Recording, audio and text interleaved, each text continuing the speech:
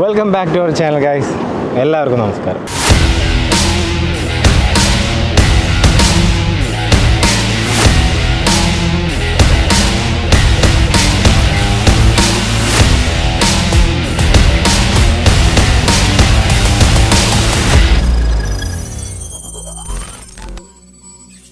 നമ്മൾ ഇന്ന് ഒരു സ്പെഷ്യൽ വർക്കായിട്ടാണ് നിങ്ങളുടെ മുന്നിൽ വന്നിട്ടുള്ളത്.